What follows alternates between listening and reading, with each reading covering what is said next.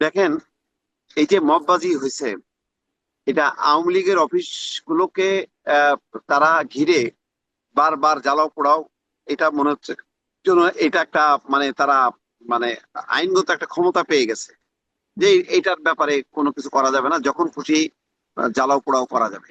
এটা করতে করতেই কিন্তু আসলে মববাজদের একটা মানে তারা শক্তি সঞ্চয় করছে, এবং তারা সেই মববাজি করতে করতে ডেইলি স্টার, প্রথম আলো পর্যন্ত পোড়ায় দিচ্ছে। এখন এটা তো আইন শৃঙ্খলা, কেউ তো নিজের হাতে আইন তুলে নিতে পারে না। কিভাবে বুলডোজার বুলডোজার গুলি আমরা জানি যে ঢাকা সিটিতে বিভিন্ন সিটি কর্পোরেশনের অধীনে থাকে। ওই সময় সিটি কর্পোরেশন গুলো কাদের হাতে ছিল, কারা করলো, এইগুলোর একটা পূর্ণাঙ্গ তদন্ত হওয়া উচিত। যে আইনের বাইরে কারা মববাজি করলো, বিভিন্ন আহ আহ, আওয়ামী লীগ সহ প্রথম আলো, ছায়ানটে যারা অগ্নিসংযোগ করলো, ভাঙচুর করলো, এদেরকে আইনের আওতায় আনা দরকার।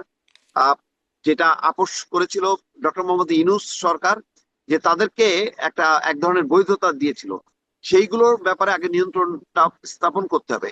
তারপরে কথা হলো যে আওয়ামী লীগের যেই উপর যে নিষেধাজ্ঞাটা, কার্যক্রম নিষিদ্ধের ব্যাপারটা, বিএনপি বারবার বলছে যে তারা কোনো দল নিষিদ্ধের পক্ষে না।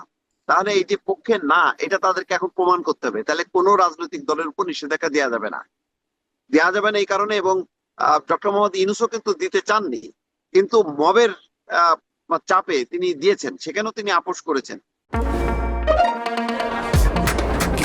শুধুমাত্র সিটি ব্যাংকে অ্যাকাউন্ট থাকলেই করতে পারবেন গুগল পে, তাই অ্যাকাউন্ট খুলুন আজই। এখন এই চাপ মুক্ত হওয়া দরকার বিএনপির। অন্যদিকে আওয়ামী লীগের মধ্যে যারা অপরাধী, যারা অপরাধ করেছে, যারা অন্যায় করেছে, অত্যাচার করেছে, টাকা পাচার করেছে, সুনির্দিষ্ট ভাবে তাদেরকে দায়ী করতে হবে।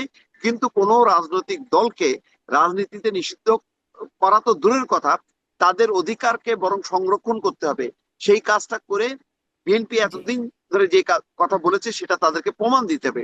যদি প্রমাণ যদি না দেওয়া হয়, তাহলে বোঝা যাবে যে বিএনপিও ওই একই কায়দায়, যে এইভাবে আইনি নানান প্রক্রিয়ার মধ্য দিয়ে আওয়ামী লীগ আমলে বিএনপিকে এক ধরনের কোণঠাসা করা হয়েছিল, ঠিক একই পদ্ধতিটা বিএনপি অবলম্বন করছে।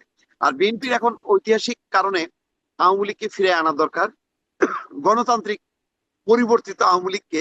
কারণ জামাতি ইসলাম এবং উগ্র ধর্মীয় সাম্প্রদায়িক শক্তি যেভাবে তার উত্থান, সেই উত্থান ঠেকাতে গেলে এখন গণতান্ত্রিক শক্তিকে স্পেস দিতে হবে। তারা যদি তাদের যে অবস্থানটা আছে সেই অবস্থানে যদি তারা রাজনীতিটা করতে পারে, তাহলে এই জামাতের যে উত্থানটা একেবারে বিএনপির পরপরই, সেটা কিন্তু ঠেকে যাবে। এবং সেই কৌশলগত কারণেও এখন আওয়ামী লীগকে এখন একটা স্পেস দিতে হবে বিএনপিকে। জি, অনেক স্পষ্ট দেখা যাক সেই মানে আপনাদের এই পরামর্শ বা এই রিয়েলাইজেশনটা বিএনপি অনুধাবন করে কিনা। আর এক লাইন করে আপনাদের দুজনের কাছে একটা বিষয় শুনতে চাই, যেটি এখন সামাজিক যোগাযোগ মাধ্যমে খুব দেখা যাচ্ছে, সেটি হচ্ছে তারেক রহমানের কন্যা জাইমা রহমানের লন্ডনের কিছু ভিডিও নিয়ে সামাজিক যোগাযোগ মাধ্যমে বেশ ছড়িয়ে দেওয়া হচ্ছে। এই যে অনেকে কটু মন্তব্য করছে, মানে কিভাবে কি বলবেন এই প্রসঙ্গে, খুব ছোট্ট করে যদি মাসুদ কামাল বলবো।